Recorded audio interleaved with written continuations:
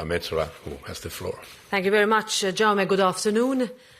First of all, we just came out from a very good discussion with the heads of state and government, first on Ukraine. The latest events in Russia have raised a number of questions, first relating to the internal dynamics of Russia, its effects on the invasion of Ukraine and on European security as a whole. However, what we can be certain about is that Ukraine must remain our number one priority. Our policies are working. Putin is weaker and Ukraine is efficiently fighting back.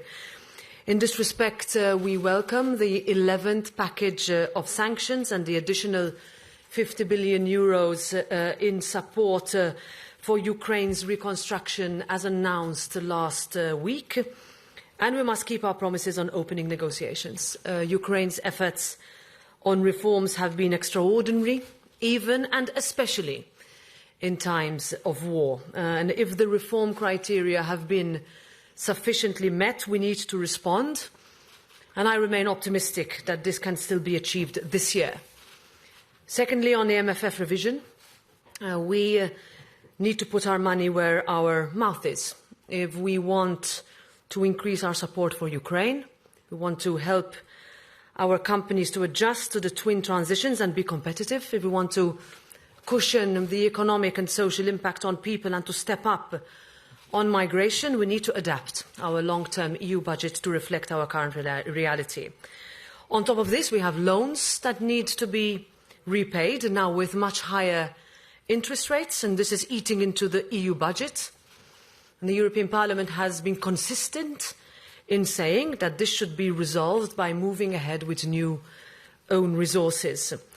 On all this, the European Parliament will be a responsible partner. A lot will fall on the Council. Some of these decisions will require unanimity.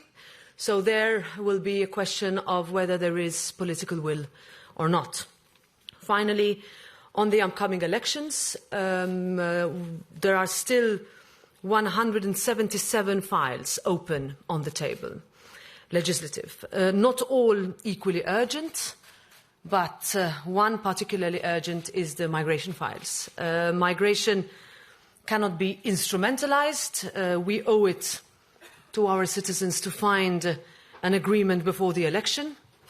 We need to find a way forward that is just and humane with those in need of protection, that is fair and firm with those who are not eligible, and with the latest tragedies in mind, particularly strong with traffickers preying off the most vulnerable people on our planet.